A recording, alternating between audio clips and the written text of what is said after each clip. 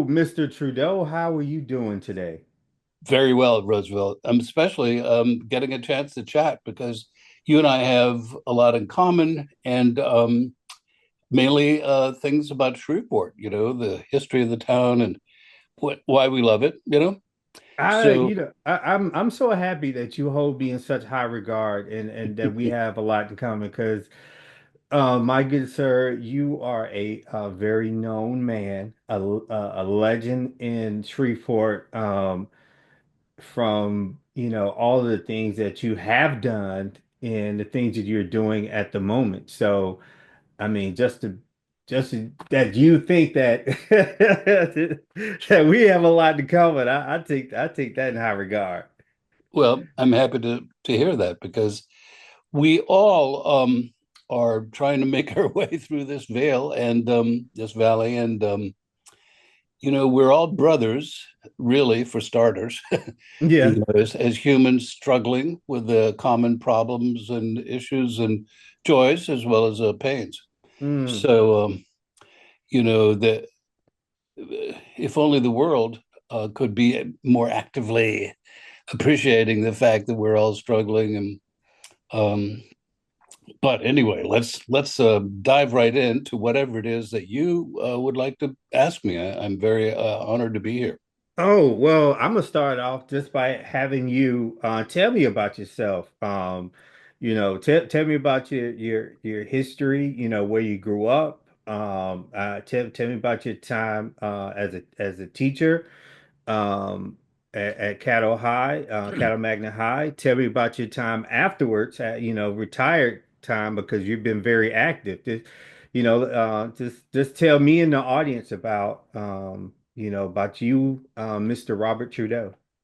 Well, thank you. It's as being a teacher for in Caddo for about 40 years, by the way, and over 30 of them were at this marvelous institution called Caddo Magnet High School. It was a great fortune in life to have this experience because, first of all, I started in Caddo schools that were run of the mill schools, neighborhood schools that had their ups and downs, a lot of personality and richness. And I began as a social studies teacher. But after school, I would have a jamming group once a week or so, something like that. And we would gather in my classroom and get percussion instruments and bring in uh, guitars and things. And I came from an era during which we were inspired by the whole hippie ethic, the jamming ethic. And that is make music, guys. Don't sit around and just be content with chatting, but instead use the melodies and the rhythms of life to communicate with each other and make joy, and make your butt move and make your fingers snap, Mm-hmm. you know, and sing with joy. So and after the jam sessions, there would usually be one or two kids who were needed a ride home. And that was my pleasure. I was young, married, but able to take the time to take kids home. So I began to get acquainted with the fabric of life in Shreveport that was more than a classroom's experience.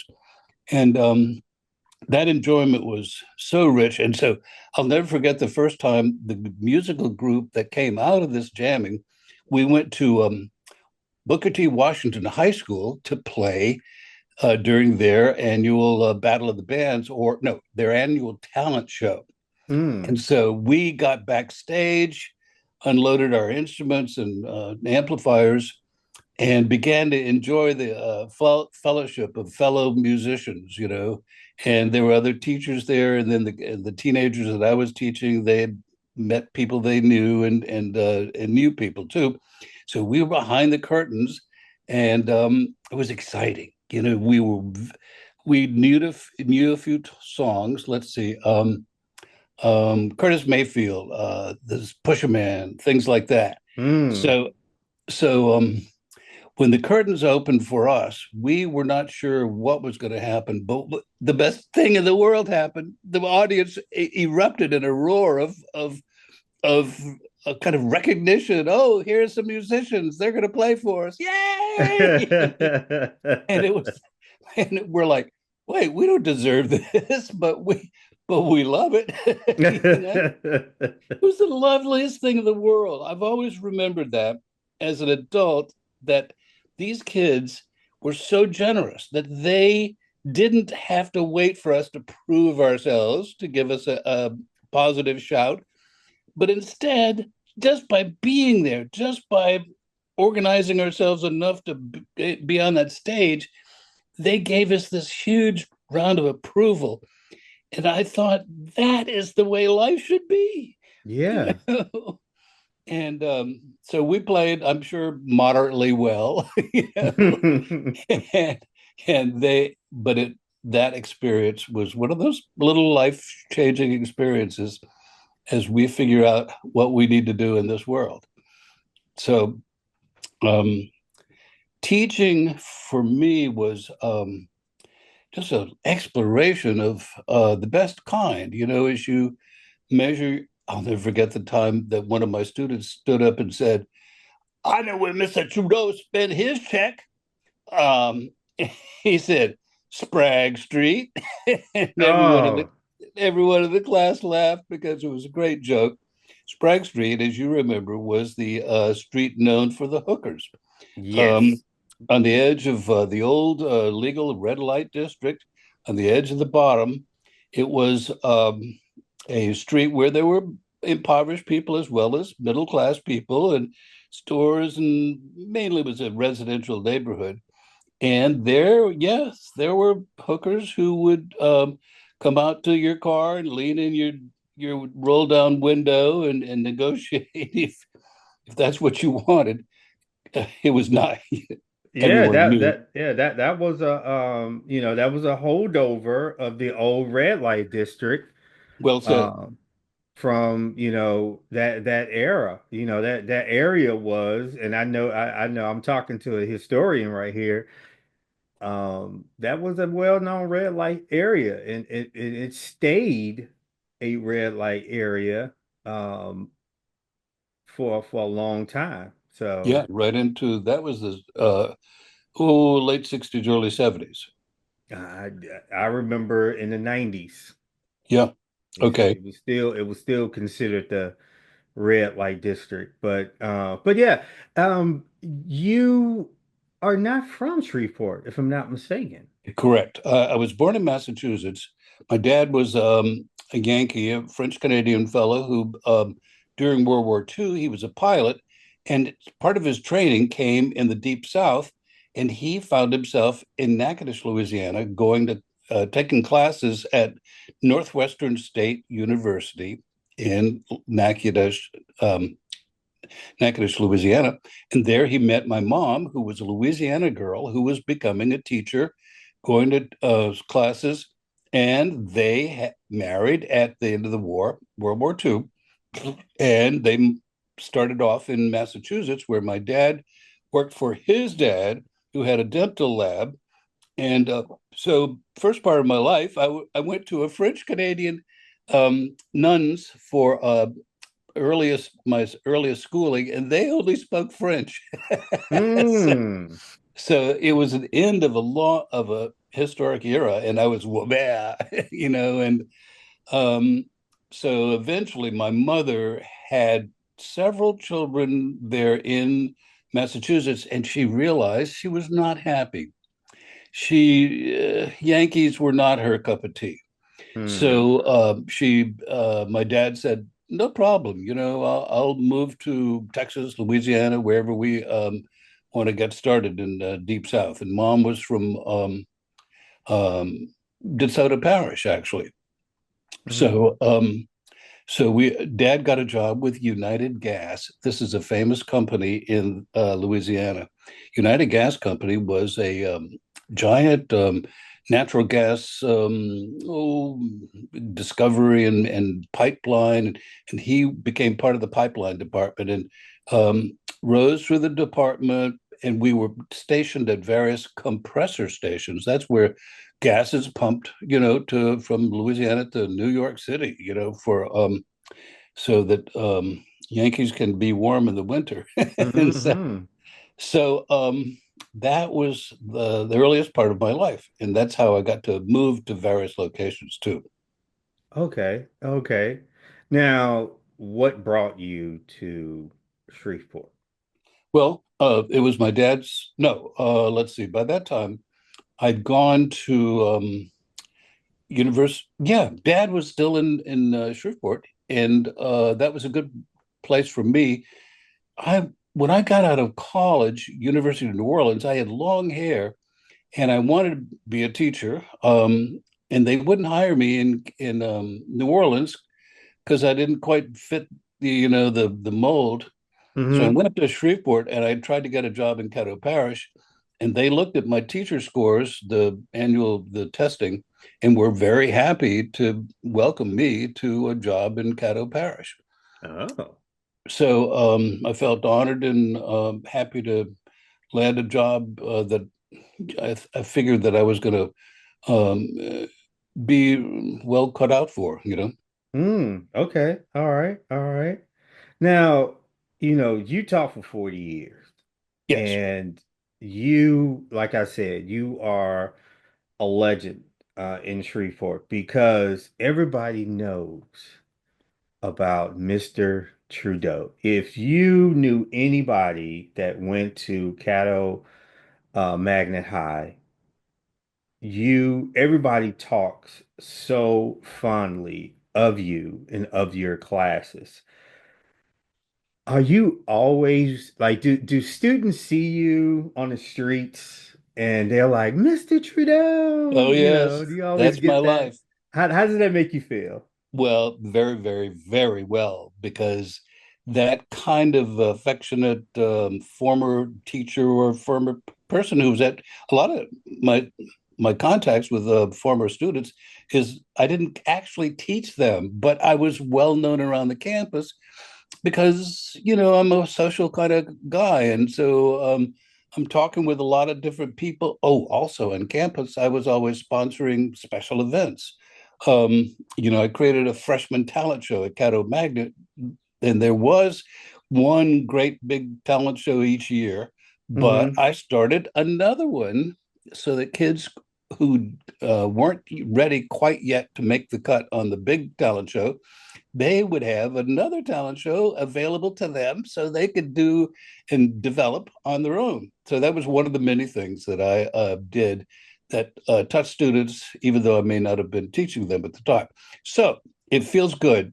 I agree with you, Roosevelt. It's one of the great gifts of life is that you have these people that you worked with who have an affectionate attitude and happy to see you when they run into you. Um, I have a affection for teachers because of the my family is full of teachers. My great grandmother moved to Shreveport from Jefferson, Texas Oh, really? This is to Nick. yeah, Great. to teach. Cool.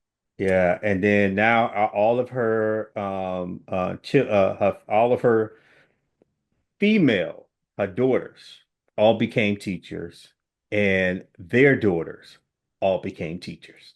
That means your family was a middle class family. That means you had options. That means you had a paycheck that was going to be a reasonable one and provide a good quality of life. Yeah, And yeah. and their attitude toward learning, because they were teachers, was so open and full of vibe and acceptance. And it was a relatively sophisticated attitude too, because you were not just from the deep South. If your grandmom was a teacher, you lived a life of literature and a life of history and of learning of all kinds. Yeah, yeah. I mean, and um, I wish some of the males would have became teachers, but they did not. They went on to do other things. But talking to my I call them they're my cousins, but I call them aunts. because they're older. I talk to them all the time, and we are, still kind of close enough to talk about family history and things like that. And I do believe that teachers are the backbone of a community. All of the teachers that taught me, I still remember them, and I still my wife, my mother, my father, everybody that you remember that teacher that really made an impression on you to try to do better and try to be better. And teachers, and I really want to give you your flowers right now. Teachers are the backbone of our community, and you are still being a backbone of the community to Well, this thank day. you. Thank you. Yeah, yeah. I mean, like We, because giving an example of how you're still a backbone of the community, Coates Bluff, Greenway, yes, you know, yes. that You that know, right there is that shows what you're still doing, have done for the community. Can you give me some insight on that? yes, I'd like to tell you the story of how Coates Bluff Trail, nature trail, came to be. And it was Montessori School for Shreveport is a pretty nifty institution on the edge of a neighborhood not far from Caddo Magnet High School, not far from the Red River, and Hmm. on the edge of a little series of bayous and little lakes, that run through part of East Shreveport. And one of the teachers there, Jan Sol, he looked at this little lake and he said, what's going on? What's around this? And he started exploring, and he realized it was part of a little network of small waterways that was rather charming, and went through the woods and not far from a residential neighborhood. And so he started exploring. My son was attending Montessori at the time. He got involved with Mr. Jan Sol, and he the exploration continued. And then I got involved because I was part of a local group called A Better Shreveport, and we Hmm. were, dedicated to projects around the city. And Jan was in that group. And so he said, let's do a cleanup of the part of what could be a nature trail. And we gathered a group of volunteers and contacted the city and hauled out. The area had become kind of a community dump. It was a place where you could put things that you couldn't get rid of easily, and so you needed a place to put the old wash machines and tires and things like that. So after a big cleanup, we all began to see what Jan was seeing, and that was, hey, walk on here, and it feels so good down here. You walk along this little body of water, and you go up a hill and down a hill, and you go around the trees, and you feel like a pioneer, all of a sudden. So we developed that just through pushing through and cutting branches here and there. And we thought, well, do we want to kind of get maybe one day have some paving on this trail? And we realized no, all we needed was packed earth under our feet, just some foot traffic that kept it open. And that has proven these 10, 20 years of a trail that is so charming, and it's self-guiding. You're walking along the edge of this stream, and this stream is part of what the uh, a little stream that comes off from the side of the Red River. It's called Bayou Pierre, Hmm. and it has a very humble beginning, and the humble beginning is part of the Coates Bluff Trail. Thank you. Oh, that so um it's inspiring, right? It's inspiring because Yeah. we are in Allendale trying to expand Swepco Park to have a nature trail of its own that connects to 12 Mile Bayou. Um, That's a good idea. yeah, and what's funny about this trail is the trail itself is a well-known trail in Allendale. Like if you've ever stayed in that part of Allendale, everybody knows about this little swimming hole that should not be a swimming hole at all. It should have all the signs that say don't jump in the swimming hole. And every generation of children that grow up in that area goes to that swimming hole, but this is the reason it should have a lot of signs, is because it is actually uh I'm trying to describe it, but what happens is when it's connected to the Red River, Hmm. and when the Red River gets to a certain level, it gets too low.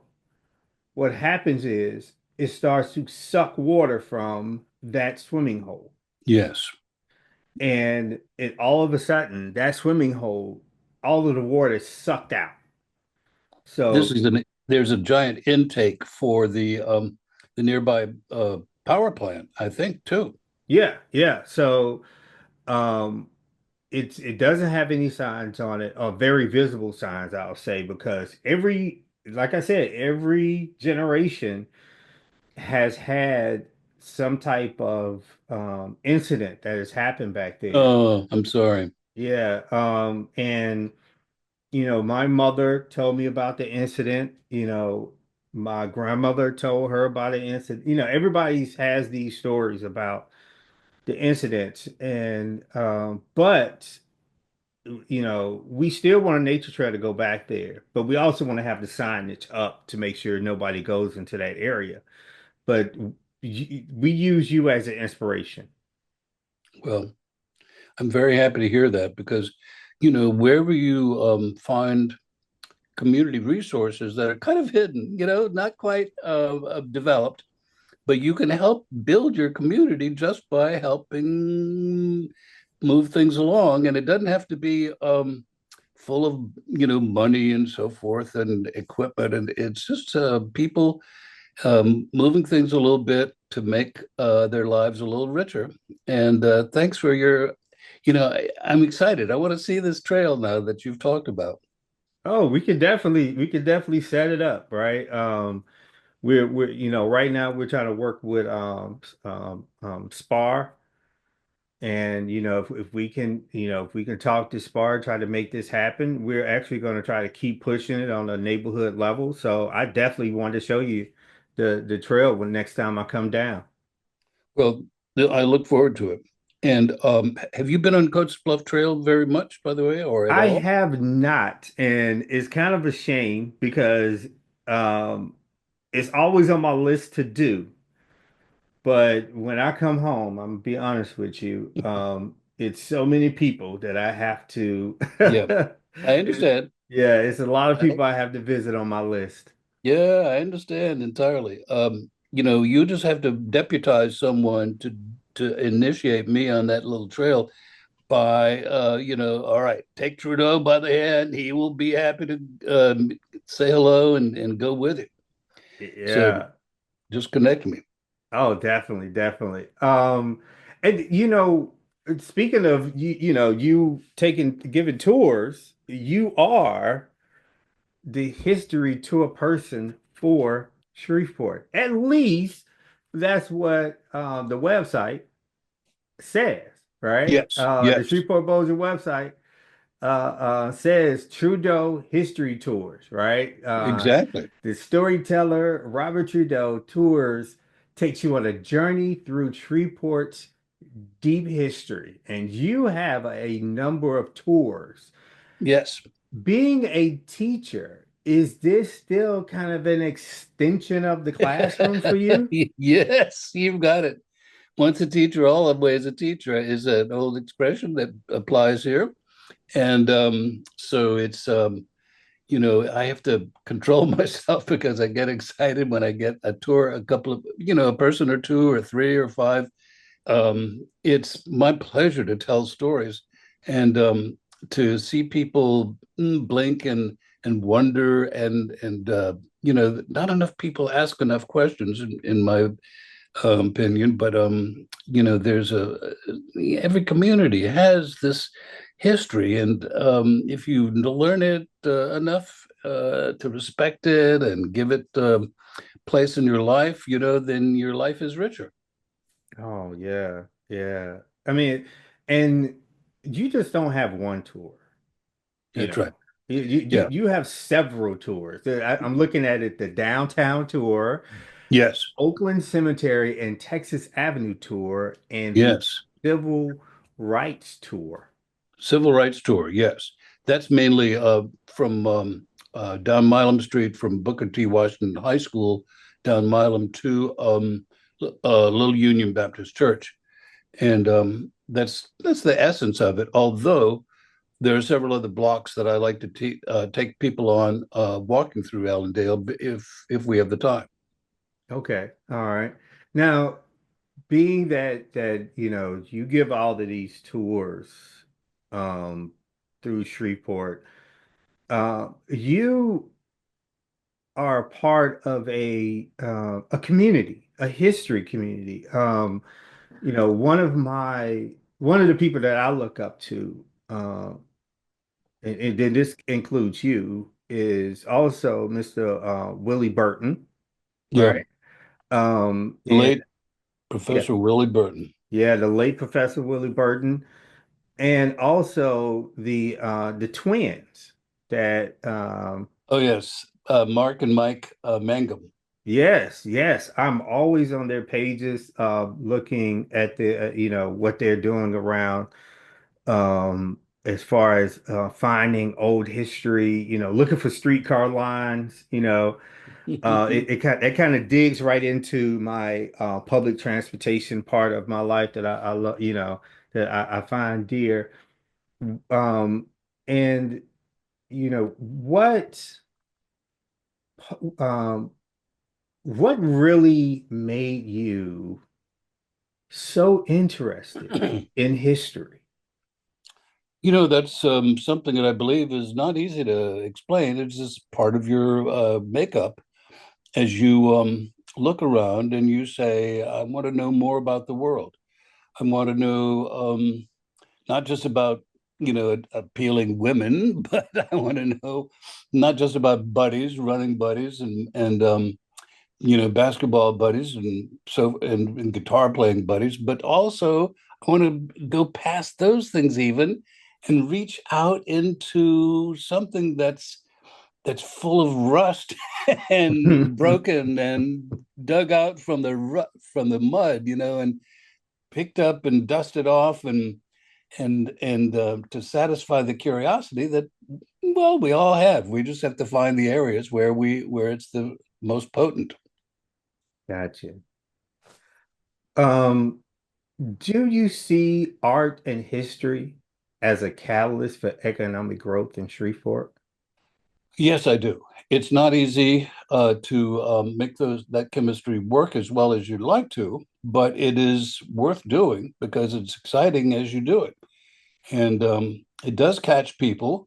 Not everyone, but it has so many possibilities that I cannot help but try to push it ahead every day of my life because I feel an allegiance to this town, and and I've explored and taught in different corners of the town and felt the the humanity, the warm, um, you know, community of this.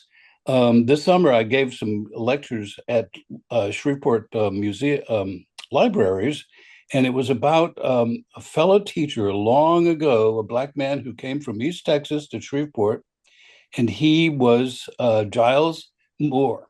And Giles Moore had an idea, and it was, what if I created a neighborhood on the edge of Shreveport that where black people did not have to live paying rent and instead owning their own homes, and they lived next to another black person who owned their own home, and the two of us understood each other very well and could help each other in the smartest ways possible. he said, if I could create a neighborhood like that, wouldn't it be good for the health of this town? And so he created an area called Moortown, and he started it in one of the best possible ways, and that is by people owning and thereby feeling the deep connection of their own lot, of their own house, their own area.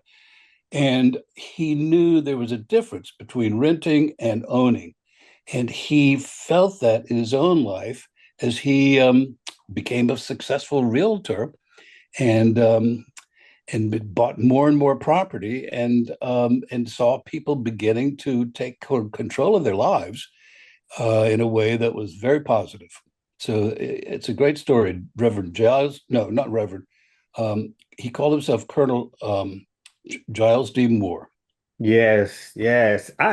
All the years I grew up in Shreveport, I did not know that. And what happened was my African American history teacher gave us the Willie Burton books. Oh, that was good.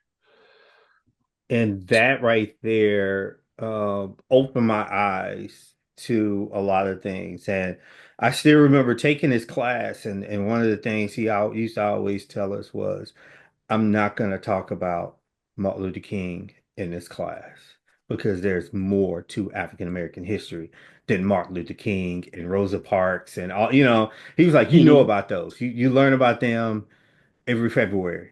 We're going to learn about Shreveport, Louisiana, Texas. We're going to learn about the history that they don't teach you, right? Yes, yes. And, but one of, I, like I said, we can be here all day talking.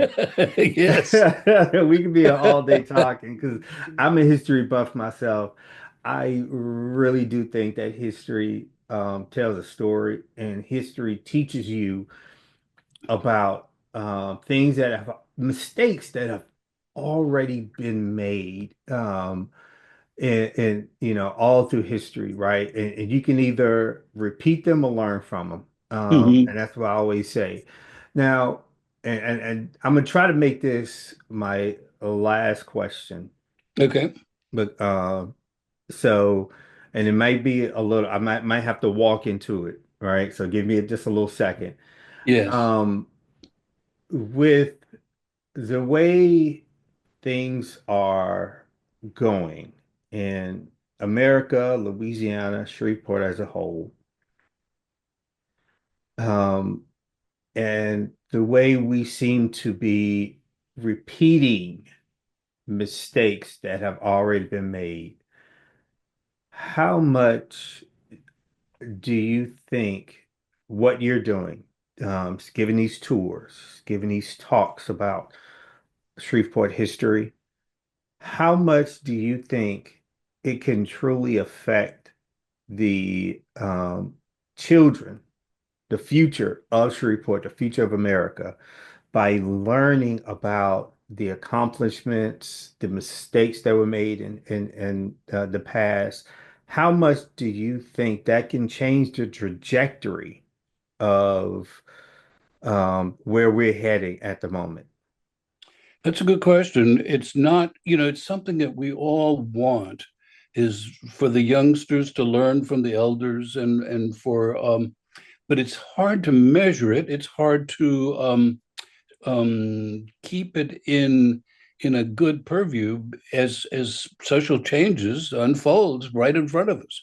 So people like of my generation are a bit are very definitely challenged by the new digital generation. How do we give our message to across the changed landscape to the young people of today? And that's not easily ascertained. It's devices rule. Carrying your phone and watching the many different channels oriented toward real sexy kind of pleasure of the moment, crazy beats and so forth. Those are things that or puzzling to older generation. So it's a challenge to try to reach out across these changes that are occurring in your society. And it is therefore there are bumps and struggles along the way.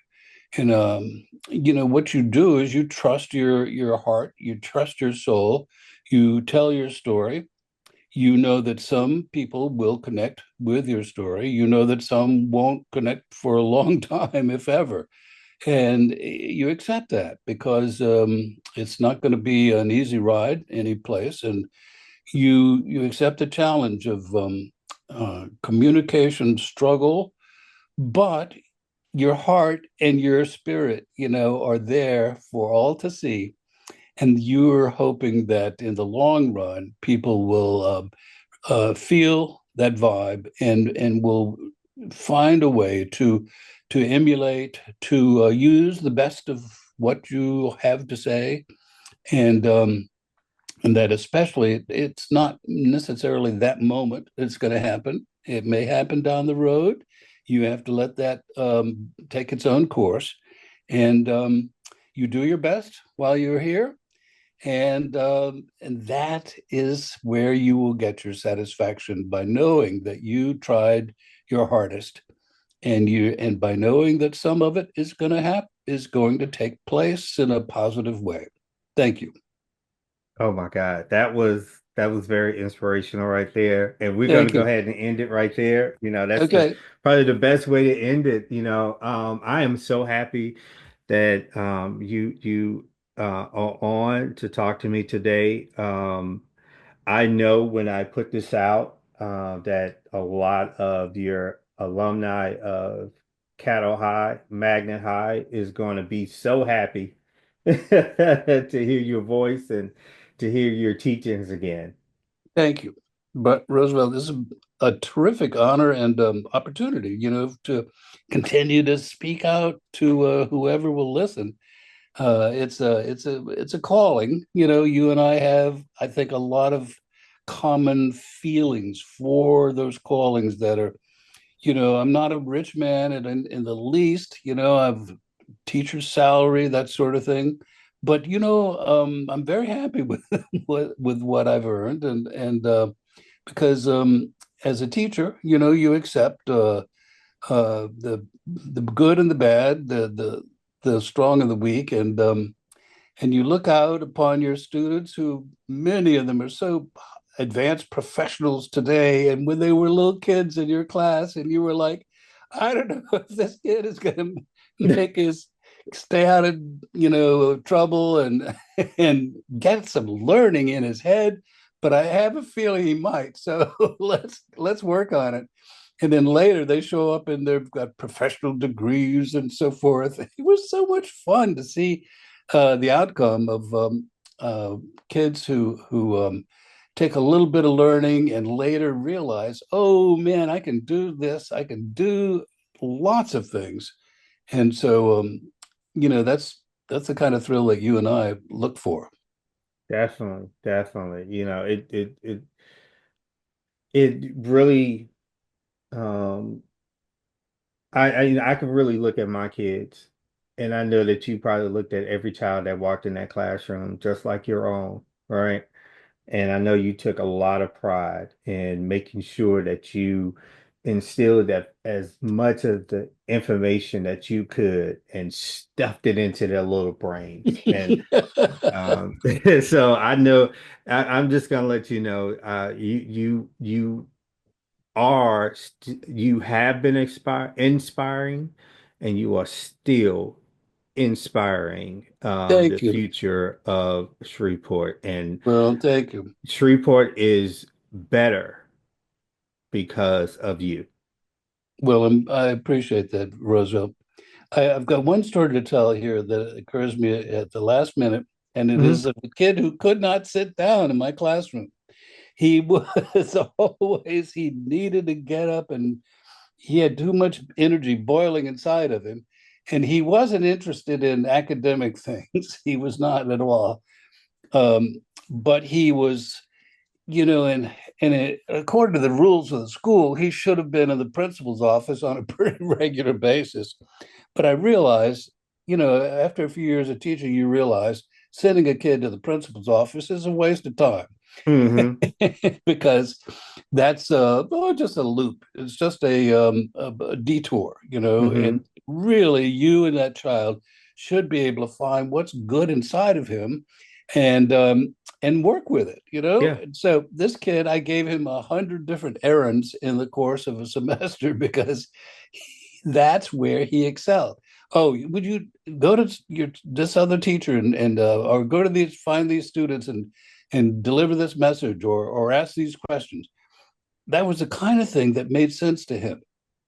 And today, as a physician, I ran into him recently at a party. I was like, "You became a doctor?" But he was, so full of energy that was yet to find its best outlet. So I was so happy that I had not tried to hem him in and sit down.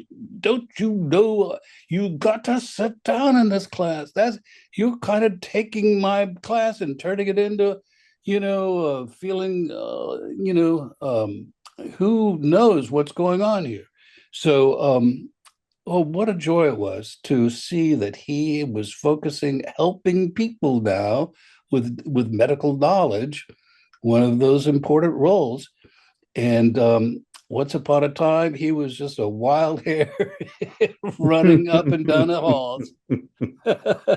See, and stories like that, I know is inspiring for the next generation of teachers. I hope so, because when you give kids, see, at Caddo Magnet High School, we were able to give kids more freedom than some schools feel is appropriate, because we had a lot of kids from good families who trusted us. And so we would, I realized I don't have to make them beg to go to the bathroom. All they need to do is when they are ready, they're young adults, they're teenagers, just give me a sign that they were leaving the classroom orderly and that they would be back shortly. And they didn't need to, Mr. Trudeau, may I go to that was the kind of waste of their time and mine. And so I was able to teach at a school where there was this respect for the young student for that engendered a very strong vibe among the teens and the teachers. And it was one of the great pleasures of life to be in that situation. Thank you. Oh, definitely, definitely. Well, thank you once again, Mr. Trudeau, for joining me today for this podcast. Thank you, audience, for listening to the podcast today. Just know that you can catch this podcast at any one of the places that you listen to podcasts, from Apple Music to YouTube Music and other places that you can download your podcast. You can also check out this podcast on YouTube, and also you can check out snippets on Facebook, Instagram, and TikTok. Um, Thank you once again, Mr. Trudeau. Thank you once again for coming. Thank you, Roosevelt. Have a great day.